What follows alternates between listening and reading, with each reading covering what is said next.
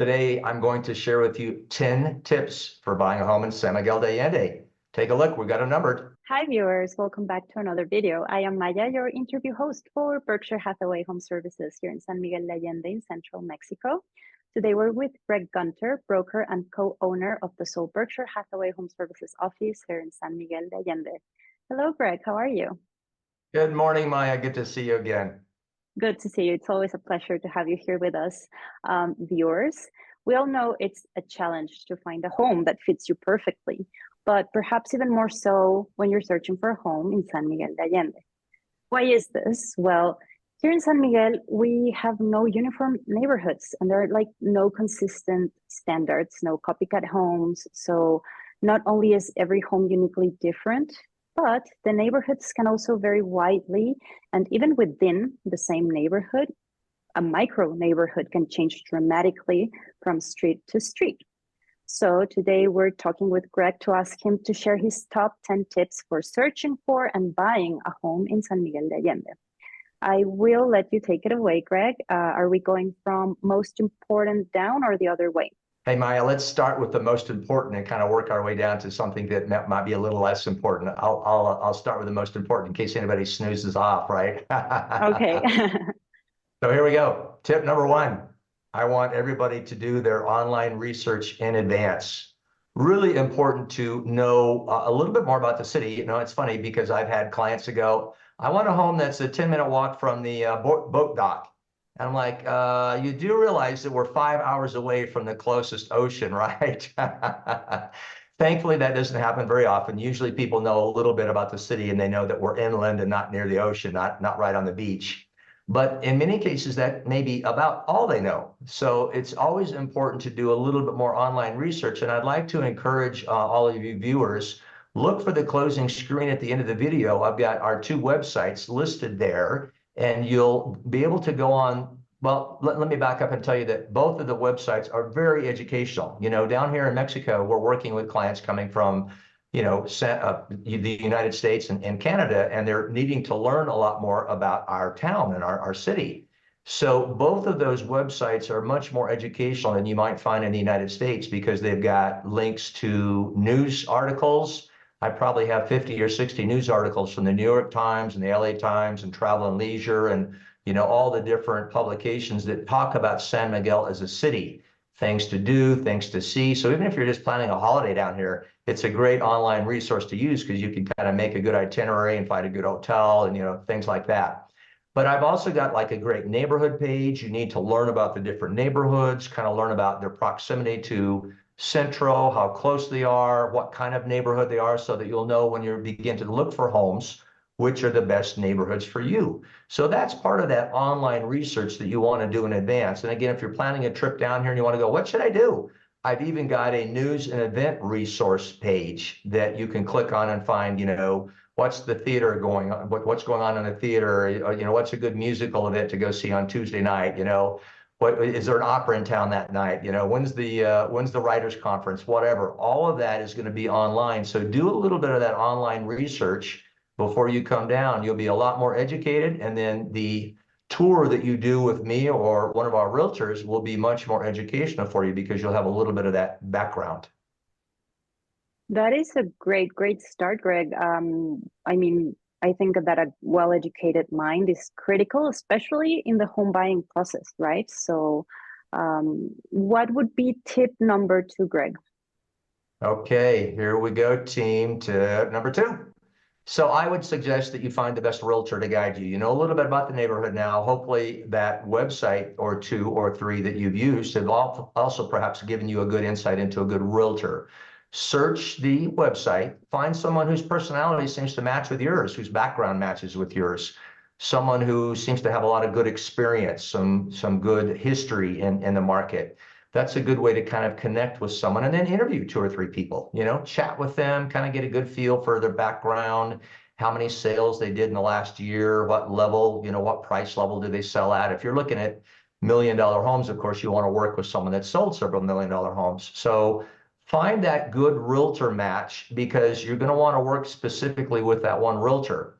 Unlike the United States, we don't do buyer's representation down here. So it's kind of a comfort level with, working with someone. You're working with someone that you feel comfortable with, that they're really going to go out of their way and work really hard for you because they know that they're going to get compensated in the end if you end up buying a home. Some of my clients go, well, we've heard that there's no MLS, so we really need to work with more than one real estate agent, and that's not true. We do have an MLS here. It's a rudimentary MLS, I admit, but nonetheless, it's an MLS, and a good realtor will send you that link so you can do some of your own online research and see everything that's on the market. But you still need a good realtor to help you wade through the 800 listings that are on the MLS. It's a lot of listings to go through. So tip number two is to find a great realtor, choose them, and stick with that one realtor. Yes, I totally agree. I mean, great point about the lack of MLS tools here in Mexico, Greg, because I know a lot of US buyers look to Zillow for advice when home shopping up there, but we don't have those tools here, right? So that's a great point. Let's move on, Greg, to tip number 3. Okay, team, here we go. Tip number 3. Be sure to share in-depth parameters with your realtor, okay? When I mean in-depth, many of the realtors here, especially the ones that are a little bit less experienced, that are newer to the industry, hopefully that's not necessarily who you're working with, but some realtors go, okay, what's your price and how many bedrooms? Well, that's not enough in-depth parameters. That's why I say in-depth. When I'm talking with you, for instance, or one of the realtors on my team, they will be asking you, what's your tolerance to noise? Are you very sensitive to traffic noise? Does the sound of barking dogs bother you? Does the idea of having a school across the street that has recess twice a day bother you? What's your tolerance for noise and different kinds of noise? What's your walking distance parameters? Are you the kind of person that wants to roll out of the house and be at a restaurant in 4 minutes? Or, I have some clients that say, I have a bad hip, I'll never walk, I'm always going to take a taxi, so I don't care. I can be uphill and a little further away because I'll always be taking a taxi when I go into the Jardín. What's your light requirements? Do you need lots of light? Is that something that's really important to you? Do you need lots of southern light? What's your light requirement, for instance? What's your floor plan perspective? Do you need a great room? Do you want the what we call a great room in the United States style where the living, dining, kitchen all flow together? Or are you the kind of person that likes to have your kitchen a little bit more separate? Here's another one that's really important, okay? Your ease of living in a gentrified neighborhood. Now, by that I mean, are you comfortable if not all the homes in that particular neighborhood are completely finished? In other words, are you comfortable if many of the homes in that neighborhood have maybe raw brick exteriors without stucco? Maybe there might be some rebar sticking out of the roof. There's going to be more wiring, maybe a little bit more graffiti. That's a gentrifying neighborhood, and you need to share with your realtor your ease of living in that sort of a gentrified neighborhood. I'll give you an example just to kind of help you understand this. I had clients that were looking in the $1 million range, and one of the links that I sent them was for a $1.6 million home in San Antonio.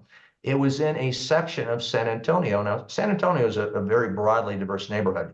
We have very nice homes there that are in the up to $2 million range, all the way down in parts of San Antonio that I wouldn't even take my clients because they're not good areas of town. These clients had looked at an online Google search for this $1.6 million home, and they said, oh, Greg, are you sure that's the right address? Look at these homes that are next door. They don't look anything like the $1.6 million home.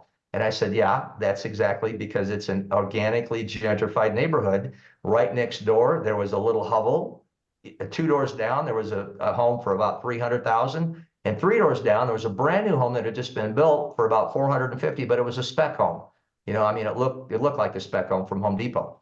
So very broad diversity in those kinds of neighborhoods. And you need to let your realtor know your comfort level with being in one of those organically gentrified neighborhoods.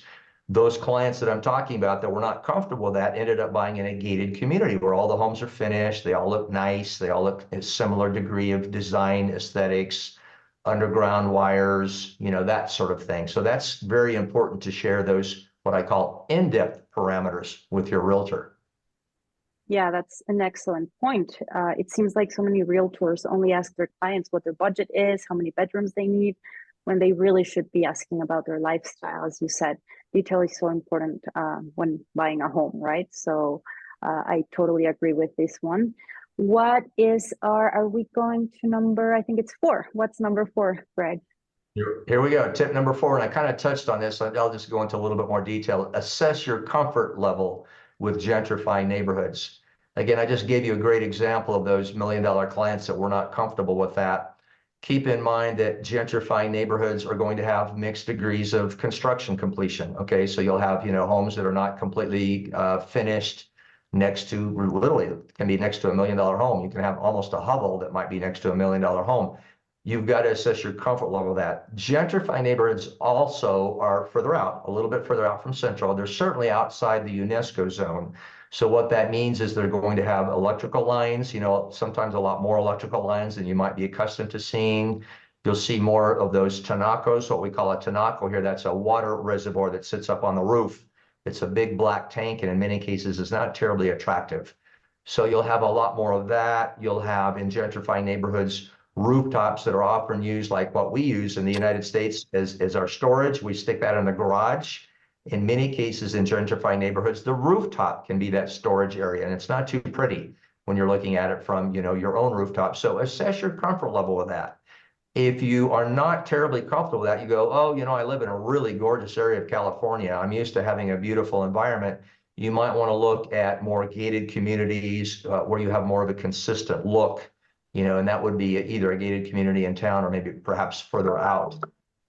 Those, or the golf course communities, for instance, those are all going to have more of a consistent level of finishes and all nicer designs, all finished construction. So that's an important thing to consider, that level of gentrification. Yes, this is so, so important. I mean, every time you walk out your door, you're in your hood. The feel of the neighborhood is very important. And you need to love your environment as much as you love your home. I mean, it's equally important when you're on this process. So this is something to take into account. Greg, what's your tip number 5? All right, team, here we go. Tip number 5, assess your level of noise tolerance. And again, we touched on that just a little bit. I'm going to go into a little more detail. So, I have some clients that go, oh, we've heard that Centro, which is our central neighborhood, that's where all the activity is. That's where all the clubs and bars and restaurants and many of the hotels that have weddings, have wedding music and stuff like that. You need to assess your tolerance for noise level for those types of activities. But be aware, I have many clients who go, oh, we've heard that Centro is so noisy. We think we shouldn't live in Centro, even though we love to be walking distance. Well, work with a really good realtor that can show you the areas of Centro that are quieter, okay? You're going to want to be off of the bus route. You're going to want to be a little further away from the hotels that tend to offer more of the weddings. Although, let me share a little anecdote with you, team. I used to live around the corner, a block away from the Rosewood Hotel, which is the biggest wedding venue in town. And even a block away, the worst case scenario was sometimes I was falling asleep at 11 or 12 o'clock at night with the Bee Gees going, "Staying alive, staying alive." It was fun. It was just quiet enough that I could kind of be remembering my disco days from college, but not enough to keep me awake. So, but for some people, even that's too much. So assess your level of tolerance for that wedding kind of music. Another thing to kind of be important or to pay attention to. I don't have any problem with that kind of noise, but for instance, me personally, one of the things that I can't stand are barking dogs.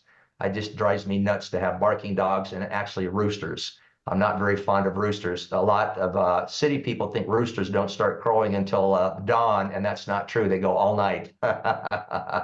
They make noise all night long. So be aware that some of those gentrifying neighborhoods are going to be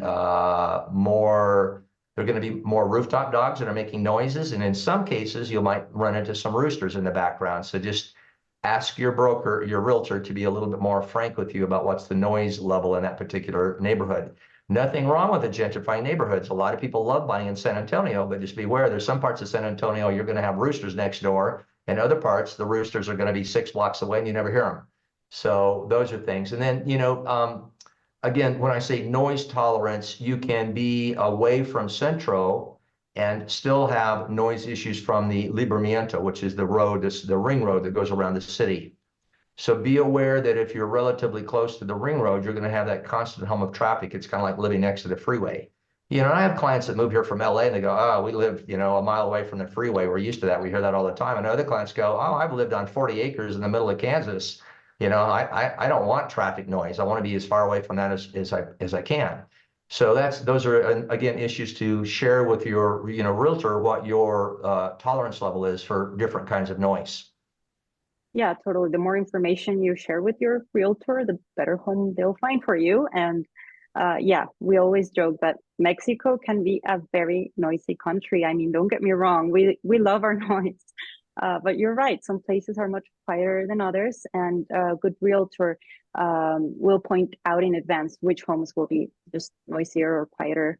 So it really only depends on your specific needs. Greg, we're ready for number 6. All right, team, here we go. Tip number 6. I sound like Pat Sajak, right? Clearly define your architectural style with your realtor, okay?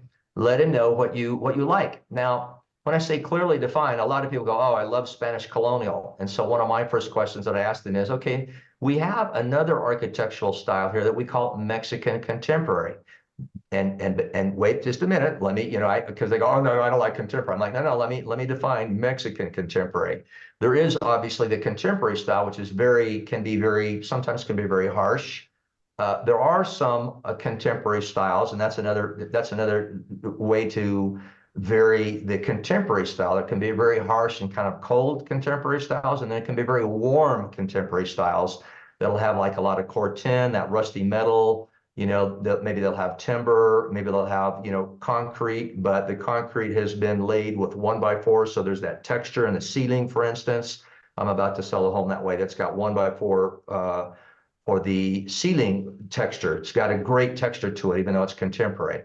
But among that Spanish colonial style, we'll have a style that we call Mexican contemporary. And what that means is you'll still have the wood viga beams. You'll often have the woven tejamanil wood in the ceiling. You'll have natural stone floors, like travertine in many cases for the natural stone floors.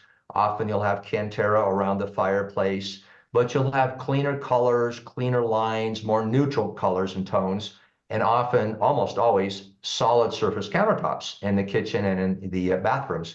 So that's kind of a Mexican contemporary style. Many of our clients will like both. They'll go for both the Spanish colonial and the Mexican contemporary. But if you're the kind that says, no, I love those old tiles, those old Spanish colonial tiles in the kitchens and bathrooms, it doesn't bother me. Be specific with your realtor about that architectural style that you prefer.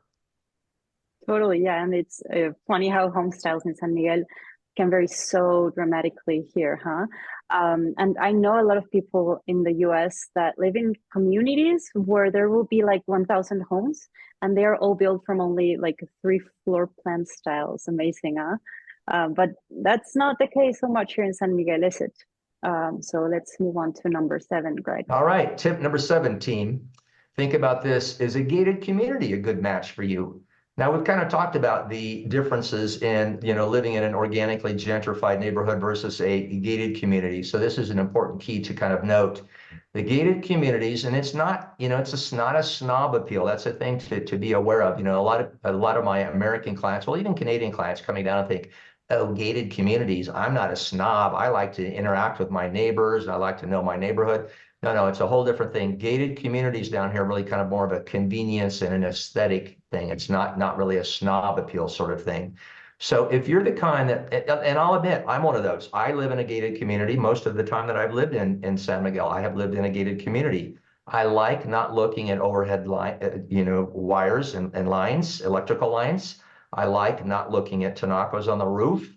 I like having a nice clean vista when I look out my windows and for my roof terrace. I like seeing lots of greenery and landscape and finished construction. So a gated community can provide you that. It's got a much more of a aesthetic look for the natural neighborhood environment that you might be accustomed to coming from the United States. Now, many of my artistic clients, many of my clients that are coming from maybe the middle of the country are a much more accepting of a mixed community, of a gentrifying community. They go, oh, we love that diversity and that funky look and that sort of thing. That's great. You're probably not a good candidate for a gated community. But if you like a quieter environment, a more uniform aesthetic, and when I say uniform aesthetic, again, it's not like Maya was just joking where there's every home is built on 3 different floor plans and they just change the color of the stucco. Every single home in a gated community is still going to be different, but they're all going to be uniquely upscale. That's the nice thing about them. They're all going to be finished. They're all going to have stuff on all four sides. So it will still be a very good look. So consider if a gated community is a good match for you and discuss that opportunity with your realtor. Yeah, I always found it odd that some Americans have it dislike for HOAs, but now I get why. We're getting down the list, Greg. Let's move on to number 8. Here's a fun one for all of you folks that are old enough to remember the old TV shows like me. Maya's a little too young to remember this one. Tip number 8. What's best for a Green Acres couple? Okay, you're like, who's a Green Acres couple? Don't you remember, you know, farm living is the life for me? And Zsa Zsa Gabor's going, oh, I just adore she's got to have the Manhattan lifestyle, and he wants the long distance views. That's kind of a Green Acres couple. You know, they kind of have a dichotomy in what they're looking for, right? So a Green Acres couple, I think, in many cases could be a gated community because you get the lifestyle, the community, the city center lifestyle where you can walk everywhere, but you can oftentimes have more lawn area, more green, more landscaping to kind of get a green view, you know, a little bit more room. So I think that's a good option for those green acre couples that have the dichotomy, but also gated communities on the outskirts of town. Those would be good options. But anyway, I love thinking about the green acres couples that, you know, because that happens, you know, especially if you watch HGTV, you'll see those couples that are, you know, have varying differences in what they are really looking for. And you have to bridge the differences between the two and find a home that's a good match for both of them. So if you're a Green Acres couple, joke with your realtor about that and say, hey, this is our dichotomy, but I'll bet you can find us something that matches both of our personalities. Yes, Greg. I mean, I love that term, a Green Acres couple. I might go home and check out an old episode maybe later. And yeah, as you said, you need to share this information with your realtor. There's an option for everyone, so don't hesitate in just being straightforward with your realtor. Greg, next to last, what is tip number 9? All right, team, here we go. Tip number 9. So be sure to understand the trade-off for an uphill lifestyle, okay? Talk with your realtor about that. We have 3 neighborhoods on the east side of town which are uphill. And when I say uphill, in many cases, not all cases, but in many cases, you can walk from that neighborhood and get down into the Jardine in 15 minutes, 15 to 17 minutes, something like that. But in many cases, you might want to take a taxi to go back home because it's a bit of an uphill climb. I lived in one of the uphill neighborhoods for about 9 months, and I joke with my clients, you know, I'd always walk down. I could be in the Jardine in about 13 or 14 minutes. But when I walked back uphill, boy, I was ready to strip and jump in the swimming pool because I was like, oh, I was a little toasty by the time I got back home. The challenge about an uphill, or the advantage, I should say, about an uphill lifestyle is that you often have better value. You know, many of my clients, it's an older demographic here for the most part, and they want a flat walk to the Jardine. So an uphill lifestyle is not necessarily for them, but some of my clients go, you know, we're in great shape. We walk 10 miles a day. I have a client that was 91 that I was working with when he bought his home here. He would call me at 9 o'clock in the morning and say, Greg, I've already done 7 miles. I'm like, oh, Bill, I want to be like you when I grow up. So we have some clients that are like that, and they're like, uphill is no problem for us. And what they will get as an advantage, or is the good trade-off for that uphill lifestyle, is they'll have larger lots, more grass. So a lot of my clients that have, you know, dogs, especially if they have big dogs and they need more lawn space for the dogs, uphill can provide those larger lots with more green area, more lawn area.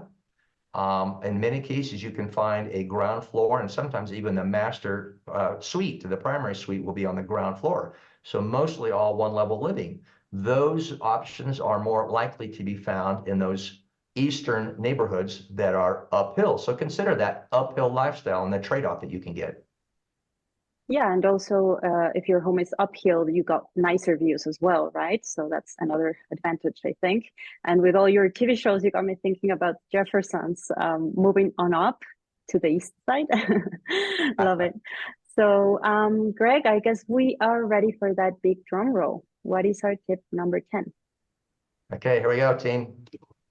That was a drum roll in case you couldn't hear it. Tip number 10, don't judge a book by its cover, right? We all know that. A lot of that applies to partners in life, girlfriends, novios, whatever. it also applies to homes. The reason I say it is, team, I want you to look up one of my other videos that's on my YouTube channel. It's called A Good Bones Makeover. It's my Good Bones Makeover series.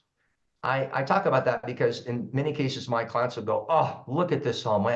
We love the location. We love that it's walking distance. It's got great sun. It's got great light, but it just looks too American for us. Or the kitchen's just too closed off. And I go, that's what this profession called architecture is for. So don't judge a book by its cover, just by the way it looks. If there are other factors to that home that make it an ideal situation for you, it just doesn't fit your aesthetic preferences. It's not quite the exact look that you'd want. It looks too American and you want something that's more Mexican. Or in my case, if you watch my Good Bones Makeover series, you'll see I liked my home to look like a little Florentine pied-à-terre. My place looks like it's been airlifted from Italy.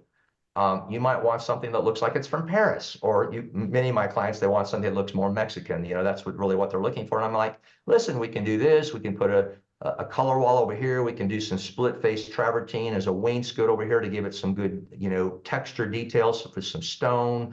We can change the flooring to put in a travertine floor. I can get you a good resource for doing a carved Cantera fireplace to make that modern looking fireplace look much more Spanish colonial. So there's a lot of things that you can do with a home that may not fit your design aesthetic, but all the other bones are perfect for you and you love the location. So again, don't judge a book by its cover, because I can help you change the look. Yeah, that's so true, Greg. I loved helping you with your Good Bones Makeover video series that really did show our viewers how a blasé home can be made into a showpiece. I mean, if the location and the bones are good, Greg can find you a good architect affordably, right, Greg? You bet. I've got resources for all the architects, contractors, subcontractors. Get you a great Cantera guy that can reproduce antique stone antiques for you, for instance. So yeah, I've even made an antique Venetian lantern. I found a photo of a $5,500 super expensive antique Venetian lantern, and I took it to one of my suppliers and said, can you reproduce this? And they said, sure. What size? I've got great resources for you, viewers. Yep, Greg can definitely just put you in contact with the architect that will better fit your needs. And well, viewers, I think that wraps up Greg's top 10 tips for buying a home in San Miguel de Allende. Be sure to visit Greg's YouTube channel, like this video, and subscribe to see more of these fun and informative clips. And thank you, Greg, so much. You bet, Maya. It's always fun doing this. I like to throw this out because I was just with clients yesterday. It's so funny. Team, viewers, remember, I'm a realtor. I work with people like you. And the reason I mention that, I'm kind of joking about that, but I had clients that I bumped into in the grocery store said, oh my God, we love your YouTube channel. We watch all your videos. We just put an offer on another house. I'm like, it wasn't with me. I'm doing these videos so that you learn more about how to approach looking and buying a home, in the hopes that you might do that with me. So remember, I'm a realtor, team. I work with buyers just like you. So if you love my video, give me a ring. Let's see if we connect. If we don't connect, find another realtor, but I'd love to work with you because there's so many of you that I hear love my YouTube channel and watch, and then they come see me with another realtor. And I'm like, did you forget that I'm a realtor? Like my channel, team, please subscribe so you'll see more of these, and come see me. Even if you just want to take a look at the neighborhoods or find a few tips, happy to help you. Thanks so much, Maya. See you at the next video. Thank you, Greg. See you in the next video. And Greg's information will be at the end of this video as well, so you can get in touch with him. Bye-bye, Greg. Until next time. Take care. Bye-bye, team.